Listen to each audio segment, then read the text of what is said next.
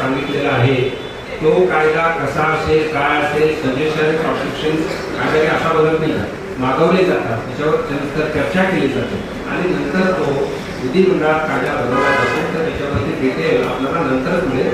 पण ही संकल्प आहे आमचा की आम्ही सक्तीचं धर्मांतर या मार्गाने देतो.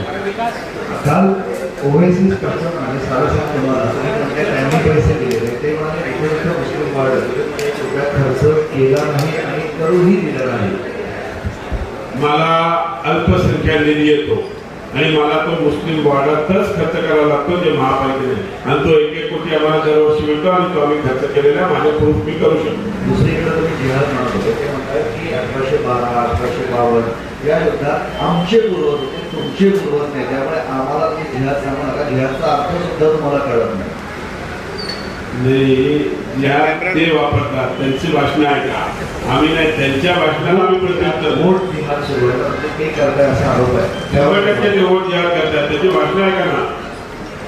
15 मिनिटं पोलीस हटवून द्या, आम्ही तमाम हिंदू सपोर्ट टाकू, हे काय ही कुठली भाषा आहे? वोट जिहादची भाषा आहे ती. वाय कम्युनल भाषा आहे. आणि आमची लोक म्हणली होती सावरकरांसारखे इंग्रजांना आयदोल म्हणत फिरत नव्हते. काल सावरकरांवर त्यांनी टीका केली. सावरकर इंग्रजांना आय लव्ह यू म्हणत होते, त्यावेळेस आमचे पूर्वज हा देश स्वतंत्र कसा करावा त्यासाठी भांडत होते.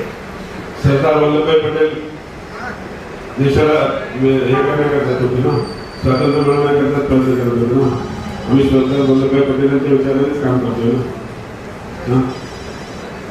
त्यामुळे सावरकरांनी एखाद्या वेळेस कसं असते त्यावेळेस ते व्यवस्थित झालेला शिकायला वगैरे त्यावेळेस एखाद्याच म्हणत असेल, पण त्याकडे मी की त्यांना कंटिन्यू करतात आणि म्हणजे की त्यांनी थोडंसं विकास या विषयावर. आणि आम्ही आज आता मी भाषण करतो थोडं उशीर आले.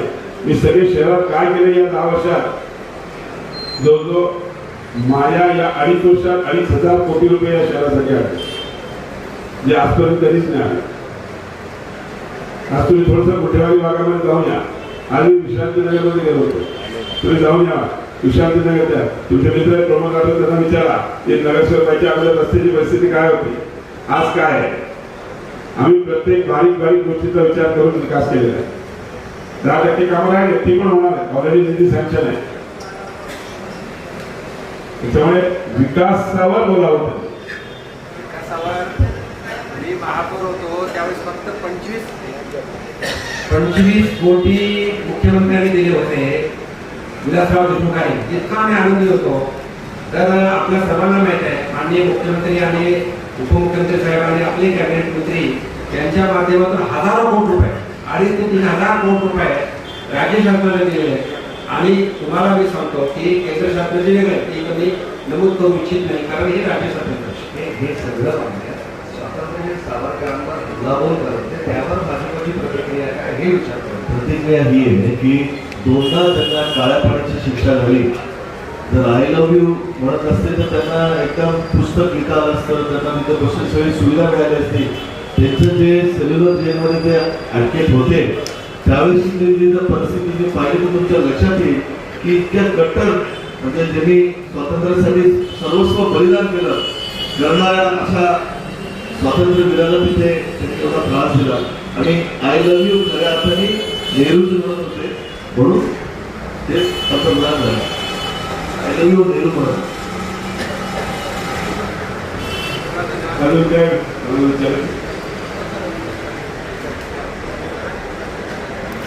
बघा खासदार म्हणून कोणी प्रयत्न नुसते भाषण करायचं पत्र त्यांचे याच्यावर असते. यू मस्ट ब्रिंग कन्क्लुजन सांगतो मी 10 योजना कन्क्लुजन आणल्या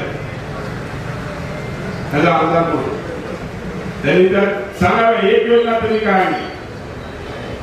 हा प्रश्न फक्त तुम्ही विचारा त्यांना. माझी विनंती आहे तुम्हाला, त्यांनी एखादं तरी काम मार्गी लावलं असेल असं दाखवावं. आम्ही त्याचा माझी त्यांना प्रश्न आहे फक्त भावनात्मक भाषण करायचं आणि समाजामध्ये वाद निर्माण करणं हेच त्याची. धन्यवाद सगळ्यांचे. धन्यवाद. Subscribe now and press the bell icon. Never miss an update.